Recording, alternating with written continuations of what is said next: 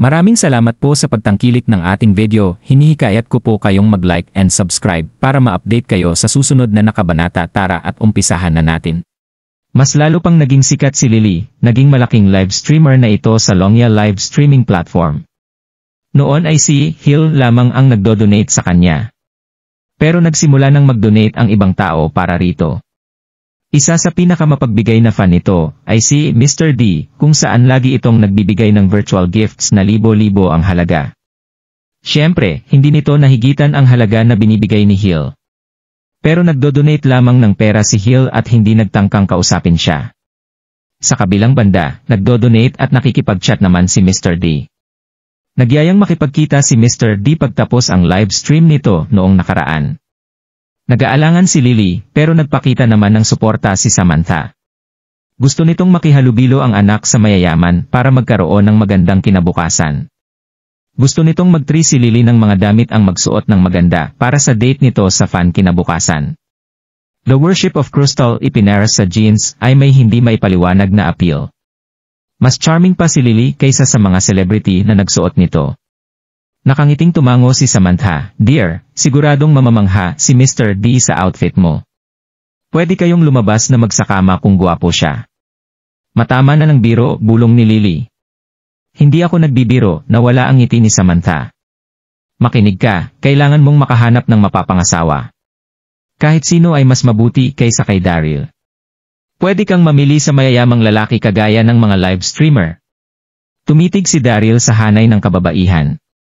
Magaganda sila. Ang isa sa kanila ay may napakagandang pangangatawan, at nakasuot pa ito ng miniskirt.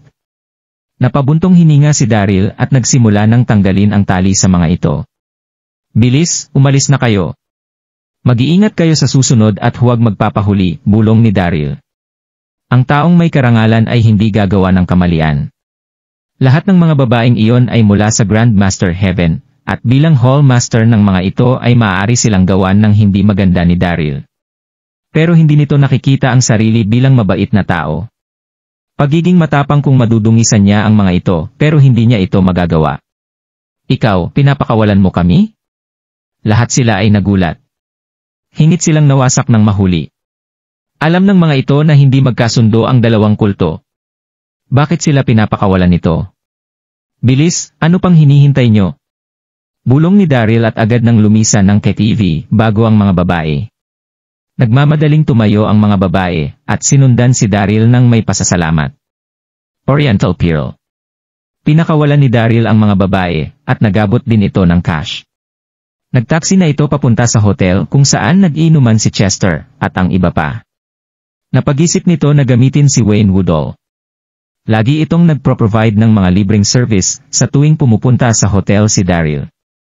Napag-isip nito na baka hindi na naman tanggapin ni Wayne ang bayad kahit na maraming tao ang naroon mula sa Eternal Life Palace na nag-inuman at kumakain.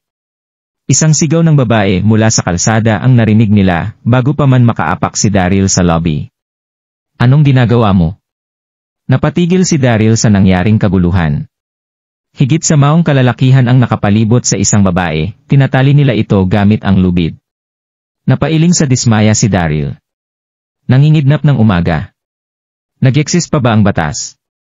Maraming tao ang dumadaan pero walang nagtangkang tumulong o tumawag ng pulis. Napunit ang damit ng babae dahil sinusubukan nitong kumawala. Nakita ng lahat ang Valiant Fire Phoenix tattoo nito sa likod. Ang tattoo na yon, SHT. Hindi ba't asawa yon ni Daxander, si Nancy Lee? Bakit siya kinikidnap ng mga ito? Tumakbo papalapit si Daryl nang walang pagdadalawang isip at sumigaw, "Stop!" Daryl Darby. Biglang nagkasigla sa mukha ni Nancy, bago pa ito sumigaw, dahil sa panik, "Daryl, wag kang lalapit. Papuntahin mo si Dax." Alam nito na malakas si Daryl at kaya nitong talunin ng mag-isa ang pating. Pero hindi dapat maliitin ang mga lalaking ito dahil handa silang makipaglaban at pumatay. Ayla ay mga tauhan ni Brandon Goy. Nahahati sa dalawa ang mafia ng Donghai City. Pagmamay-ari ni na Brandon at Abby ang East, at kay Dax Sanders naman ang West. Kahit na wala naman silang hindi pagkakaunawaan, ay pasikreto pa rin nilang gustong paalisin ang isa't isa. 2 linggo na ang nakalipas, nagtayo ng entertainment center si Dax sa Donghai City, marami itong naakit na kabataan. Nagpadala ng mga tao si Brandon para wasakin ang lugar dulot ng inggit pero agad na nagtawag si Dax ng tauhan para kalabanin ang mga ito at agaran naman silang dinala sa ospital mapatos ang gulo. Nabigo ito sa misyong wasakin ang lugar at nasaktan lamang ang mga tauhan. Galit at napahiya si Brandon. Tinawagan nito si Dax para humingi ng tawad at sinabing magbabayad na lang ito dahil sa dinulot na gulo. FCK off, sagot ni Dax bago nito ibaba ang tawag. Hindi pa namumura ng ganoon si Brandon, lalo na sa posisyon niya ngayon, galit na dalit ito at nangakong maghiganti. Pagtapos ay nabalitaan niya na si Nancy, ang magandang asawa ni Dax. Napuno ng pagnanasa si Brandon at naisipang ito ang maging paghihiganti kay Dax. Noong nakaraang linggo pa sinusundan ng tauhan ni Brandon itong si Nancy, hanggang sa tuluyan na itong nagpadala ng 10 malalaking lalaki para kidnapin si Nancy. Nawala ng pag-asa si Nancy nang mapagtantong walang tutulong sa kanya. Hindi rin ito inakalang nandoon pala si Daryl. Pero nagdadawalang isip ito kung kaya bang talunin ni Daryl ang mga lalaki. Maaari pa itong mamatay kung makikialam sa gulo.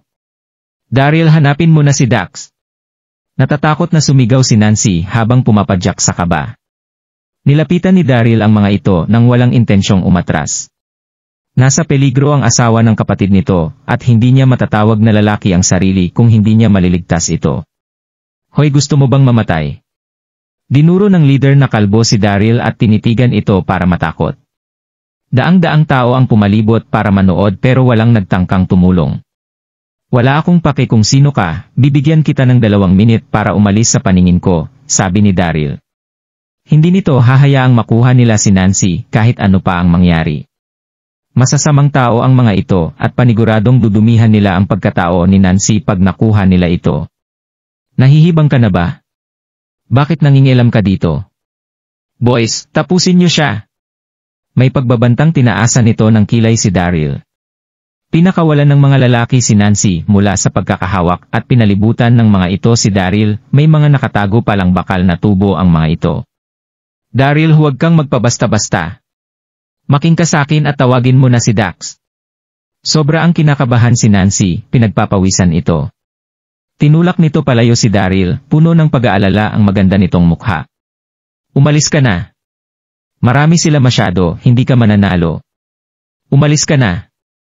Hinila ni Daryl si Nancy, at dinala sa likod nito, huwag ka nang magsalita, dyan ka lang sa likod ko. Ikaw. Napakagat na lamang ng labi si Nancy dahil sa halong emosyon na naramdaman nito. Ngunit masyado pa rin itong kinakabahan dahil sa hindi pag-iisip ni Daryl. Alam nitong magaling si Daryl pero paano nito matatalo ang ganito kadami? Tapusin niyo na siya. Nagmamadaling sabi nito. Masyadong stupido o di kaya'y retarded ang batang to para mag-astang bayani, baka nga baliw siya. Isang malamig na ngiti ang makikita sa mukha ni Daryl habang iniipon ang cultivated internal energy. Pagtapos ay agad itong sumugod. Thump! Thump! Thump! Sumuntok si Daryl ng 7 o 8 beses, at napahiga ang ibang kalaban nito sa loob lamang ng 5 segundo. Maganda ang naging kombinasyon ng Wing Chun at tumataas na cultivation level nito. Hindi isang biro ang kakayahan ng isang level 4 master. Pero hindi kayang talunin ng isang malakas na lobo ang grupo ng mga aso. Masyado silang marami. Mayroon silang steel pipes at matulis na kutsilyo. Agad na pinalibutan ng iba si Daryl nang mapagtanto ng natalo ang mga kakampi nila. Walang imik nilang sinugod si Daryl, handing pabagsakin ito. Nagsimulang magpanik si Daryl, pinagpawisan ito ng malamig. Patayin niyo siya! Utos ng kalbo.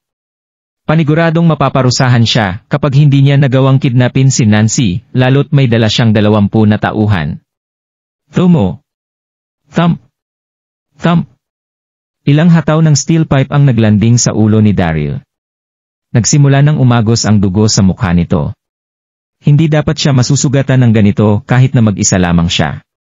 Kailangan niyang protektahan si Nancy at gusto niyang gamitin ang blood-drinking sword ngunit wala ng oras. Mabilis ang paglanding ng mga steel pipes at kutsilyo sa kanya, nagdusa ito sa bawat landing ng mga instrumento. Magsumaksak sa likod ni Daryl, mabilis na kumalat sa damit nito ang dugo. Daryl! Napatitig si Nancy sa kumalat na dugo, mangyak-ngiyak itong nakakagat ng mariin sa labi. Naramdaman ni Daryl na anwawalan na siya ng lakas, matamlay na rin ang paggalaw nito. Hindi na siya makakatagal pa. Kunin niyo ang babae, bilis, sigaw ng kalbo. Napansin nitong dumami ang mga nanonood, nangangahulugang malapit nang dumating ang kapulisan. Naglabas ito ng battle CRY na may halong galit at takot habang nakatitig kay Nancy. Agad na pumalibot ang 10 lalaki kay Nancy. Napasigaw si Nancy dahil sa hilaang naganap bago pa ito bumagsak sa sahig. Napansin ito ni Daryl at agad na niyakap ito para protektahan at nagngisi ng ngipin sa galit.